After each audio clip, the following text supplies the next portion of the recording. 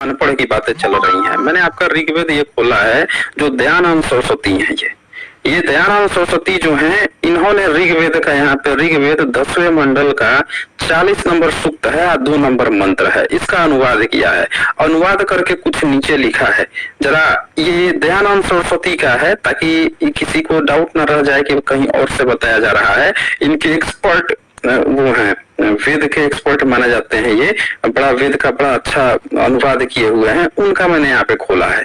तो इसको आप पढ़ के बता सकते हैं मतलब क्या इन्होंने किया है? क्यों पढ़ना अलग चीज होता है, मैं पढ़ना अलग चीज होता है, समझना आप समझा दीजिए, आप पढ़िए, आप पढ़ के मुझे समझा दीजिए कि क्या कहना चाह रहा है। चलिए, हम तो वेदों के ज्ञाता नहीं हैं, हम पहले ही बता दीजिए। एक मिनट, आप जब ज्ञाता नहीं है तो जो ज्ञाता है उसने जो किताब लिखी है उसको पढ़ देने में क्या दिक्कत आ रही है? भाई, जो ज्ञाता होता है वो क्या करता है? इसका तो मतलब यही हुआ ना कि जो अनुवाद किया है, सिर्फ 5, 7, 10, 15, 20, 50 लोगों ने जो अनुवाद किया है वही लोग ज्ञाता है, बाकी सब बुर्बक हैं। तो हमको ऐसा धर्म ग्रंथ भी नहीं चाहिए, उठा के फेंक देंगे ऐसे धर्म ग्रंथ को। हमको तो ऐसा सिंपल धर्म ग्रंथ चाहिए जो हर व्यक्ति को समझ में आ सके, पढ़े समझ में आ सके।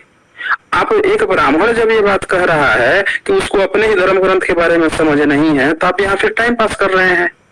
भाई, यहाँ पे आपका मैंने वेद खोल दिया है, आप पढ़ लीजिए, एक बार पढ़ के बता दीजिए क्या इसका मतलब हुआ।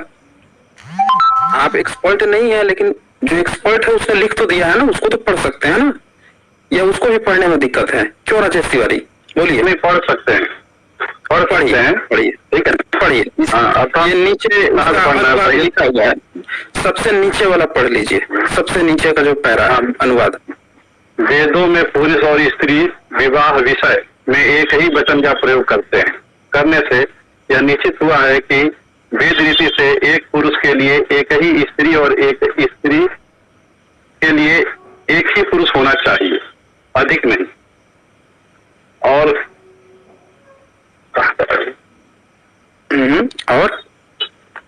न कभी इन द्विजों का पुनर्विवाह या वियोग होना चाहिए, मतलब न दोबारा विवाह होना चाहिए और न ही तलाक होना चाहिए।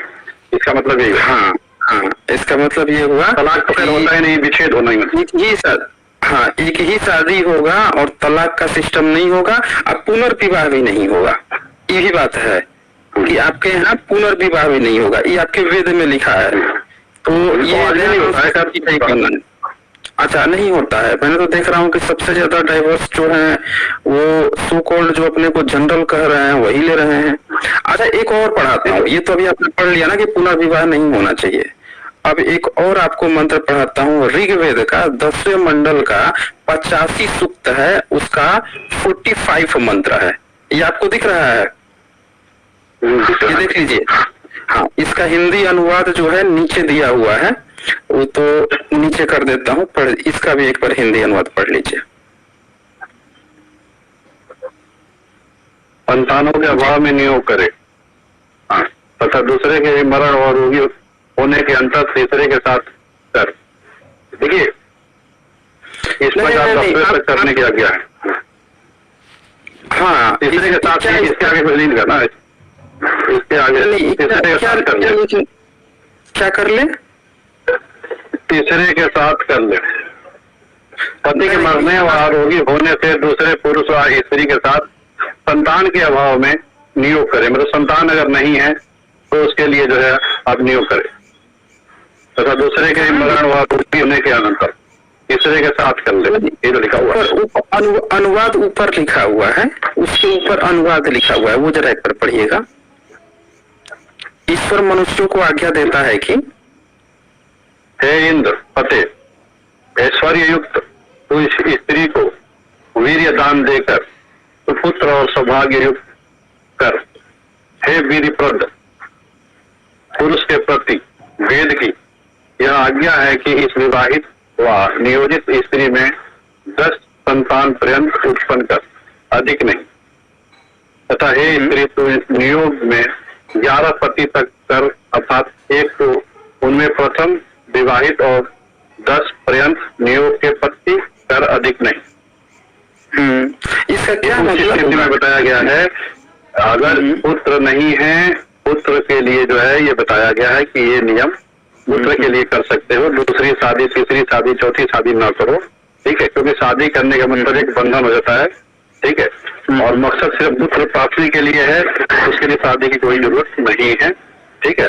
अच्छा, उस स्थिति में आप संतान राजेश तिवारी एक बात बताइए कि आपने अभी इसके पहले वाला जो मंत्र पढ़ा उसमें लिखा हुआ था कि पुनर्विवाह द्विजों को नहीं करना है, ठीक है, पुनर्विवाह नहीं करना है। मान लीजिए कि एक दंपति हैं, ब्राह्मण ब्राह्मणी की शादी हुई और उन्होंने शादी किया और तुरंत बाद ही जो है पति का देहांत हो गया, तो उस महिला को क्या दूसरी शादी नहीं कर लेनी चाहिए?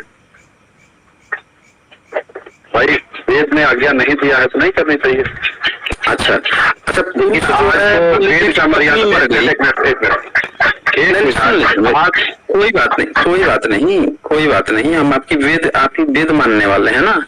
आप तो बोल रहे थे कि आप तो वेद मानने वाले हैं, तो मान लीजिए कि उसी तरह से शादी हुई दंपति की, ब्राह्मण ब्राह्मणी की, और दोनों अभी युवा हैं और पत्नी का देहांत हो गया और सिर्फ पुरुष बच गया, विदुर हो गया, तो क्या उसको नहीं शादी कर लेनी चाहिए? पूरी लाइफ पड़ी हुई है जी। जी राजेश तिवारी। हाँ थोड़ा सा हेलो। हाँ, तो नहीं आ रहा है?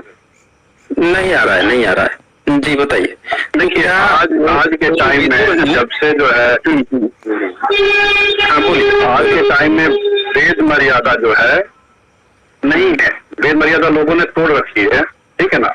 ब्राह्मणों ने तोड़ रखी है, सबने तोड़ रखी है। आज के टाइम में मैक्सिमम लोगों ने सुनिए राजेश तिवारी, देखें, सबने की बात ही मत कीजिए, क्योंकि वेद जो है ना पीढ़ी दर पीढ़ी गपोड़ के लाया गया है ना, तो सब तो गपोड़ के नहीं लाए हैं। क्षत्रिय, वैश्य, शूद्र, अंत्यज, मुस्लिम, ईसाई, यहूदी, पारसी, सिख, बौद्ध, जैन, ये लोग तो गपोड़ के लाए नहीं है, उनका क्या लेना देना है? गपोड़ के लाए हो आप, दावा आपका है, और आप कह रहे हो कि आप खुद ही वेद को नहीं मानते हो। तो जब आप खुद ही वेद को नहीं मानते हो तो फिर दूसरे लोगों को क्यों कह रहे हो कि वेद आपका ग्रंथ है, वेद है? आप खुद मानो ना। पीढ़ी दर पीढ़ी ढोकर लाने का दावा आपका, मान भी खुद नहीं रहे हो, फिर क्यों दूसरे को अपना ये ब्राह्मणी ग्रंथ पकड़ा रहे हो आप, जब आप खुद नहीं मान रहे हो? तो सवाल ये है ना, आपके ग्रंथ कह रहा है कि पुनर्विवाह नहीं करना है। बताइए राजेश तिवारी, बताइए। हम ये कह रहे हैं कि इसमें हमारे का सिर्फ नहीं है, ब्राह्मण बहुत है और भी हमारे भाई बहुत से हैं जो चारों वर्ण हैं, कोई भी अब उस नियम पे लागू नहीं कर रहा है। कुछ लोग कर रहे हैं, कुछ लोग नहीं कर रहे, मैक्सिमम लोग नहीं कर रहे हैं। नहीं, बाकी का छोड़ दीजिए ना, ये ब्राह्मणों की बात है ना, उन्होंने पीढ़ी दर पीढ़ी लेकर आए हैं। एक क्षत्रिय ने आज तक दावा नहीं किया, एक वैश्य ने नहीं दावा किया, शूद्र अंत्यज ने नहीं दावा किया कि वो पीढ़ी दर पीढ़ी वेद लाए हैं। उल्टे आपने तो ये लिखवा दिया कि इनके जीभ काट लो, इनके शीशा पिघला कर, रागा पिघला कर डाल दो, ये सब आपने अपनी किताबों में लिखवा ली। तो ये आपका दावा है। अच्छा, एक बात हुआ है ऐसा प्रमाण तो नहीं है ना, ऐसा प्रमाण तो नहीं है ना कि हाँ हुआ है ऐसा। नहीं, सुनिए कराने के। अच्छा एक बात बताइए, आपके जो धर्म ग्रंथ में लिखा हुआ है वो बिना किसी प्रमाण के ही लिख दिया गया है, वैसा कभी होता नहीं है? नहीं लिख दिया जाता है, नहीं लिखा हुआ है इसलिए कि वो वैसे ही लिख दिया गया, उसने आप मान जाए तो पढ़ते ही नहीं थे ना, उनको पढ़ने की जरूरत थी। पढ़ने और सुनिए वेद, सुनिए ये वेद क्या था, वेद जो है सिर्फ ब्राह्मण पढ़ते थे या ब्राह्मण सुनाते थे, सबका अपना अपना काम बटा हुआ था। अब जैसे मान लीजिए कि कोई लोहार है तो लोहार का काम वो करता रहा, खानदानी करता जाता था। कोई चर्मकार है तो उस पर चमड़े काम खानदानी वो सिखाता जाता था, करता था। पढ़ने का विषय, पढ़ने का विषय तो अब आया ना, विज्ञान इस तरह के क्या बोलते हैं, जो ये इलेक्ट्रॉनिक्स वगैरह जो भी है अब आया ना। पहले तो इस तरह के था नहीं, हर चीज लिखा पढ़ा नहीं जाता, सिर्फ सुनने और याद करने की बात होती थी। ऐसा तो नहीं कि हाँ अब जैसा इतने विषय थे, वेद के अलावा विषय पढ़ने के लिए पहले क्या था? आप बताइए, किसी ने सुना है कि हाँ वेद के अलावा पहले जैसे आजकल दुनिया में कॉमर्स है, चाहे जो ये दूसरे जीव विज्ञान है, इस सारे पॉइंट पर मैं चर्चा करूंगा, लेकिन ये पॉइंट ना स्किप हो रहा है। आप जितनी बात कहे हैं इस सारे पॉइंट को हम 5 मिनट के लिए साइड लाइन में लेते हैं, इस पर हम चर्चा करेंगे। पहले ये वाला पॉइंट क्लियर कर देते हैं जो अभी खुला हुआ है। यहाँ पे जो बात आई है कि आप कह रहे हैं कि आपके वेद में कहा है कि पुत्र प्राप्ति के लिए नियोग करवा लीजिए, लेकिन पुनर्विवाह नहीं करना चाहिए, यही लिखा है ना यहाँ पे। हाँ, तो ये तो आज भी हो रहा है ना, साइंस के द्वारा हो तो रहा है, शादी पर उसकी होती है, जो अच्छा, पत्नी मतलब है आप और कह रहे हैं कि नहीं हो मतलब रहा आप है। ये कह रहे हैं, सुनिए मेरी बात सुनिए, आप ये कहना चाह रहे हैं कि वेद जो है आप नहीं मान रहे हैं, ब्राह्मणों ने वेद मानना छोड़ दिया है और साइंस अब वेद मान रहा है, आप ये कहना चाह रहे थे? क्यों? नहीं, हमने ऐसा नहीं कहा, हमने कहा कि आपने यही कह रहे हैं ना, आप यही कह रहे हैं, सुनिए सुनिए, आप ब्राह्मण हैं, पीढ़ी दर पीढ़ी आप लाए हैं, आप अपने यहाँ वेद नहीं मान रहे हैं और जबरदस्ती जो है साइंस में वेद उछेड़ रहे हैं। भाई इसमें कहीं नहीं लिखा है, आपके ईश्वर ने लिखा है, ईश्वर मनुष्यों को आज्ञा देता है, हे इंद्र ऐश्वर्य युक्त तू इस स्त्री को वीर्य दान दे, सुपुत्र और सौभाग्य युक्त कर। यहाँ पुत्री की भी बात नहीं आई है, सुपुत्र बच्चे पैदा कर की बात आई है, पुत्र की प्राप्ति की बात आई है। हे वीर्यपत्र वीर्यप्रद पुरुष के प्रति वेद की यह आज्ञा है, पुरुष के प्रति वेद की यह आज्ञा है कि इस विवाहिता या नियोजित स्त्री, मतलब जो विवाहित है उसको या जो नियोजित करके लाई गई की गई है, उस स्त्री में 10 स्थान पर्यंत उत्पन्न कर अधिक नहीं, मतलब 10 संतान पर्यंत 10 संतान पैदा करने की बात लिखी गई है। ये भी नहीं कहा गया है कि एक बार नियोग करा के एक बच्चा पैदा कर लो, यहाँ 10 संतान पैदा करने की बात कही है। तो राजेश तिवारी ये बताइए, आप लोग पीढ़ी दर पीढ़ी जब इसको ढोकर लाए हो और कोई भी पुनर्विवाह नहीं करता था, किसी भी स्त्री को पकड़ के या कोई स्त्री आप घर में होती थी, क्योंकि ये बात ही आपने लिखी है द्विजों के लिए, शूद्र के बात ही नहीं है ये, तो क्या उसका आप लोग कभी इतिहास में नियोग तो करवाए होंगे?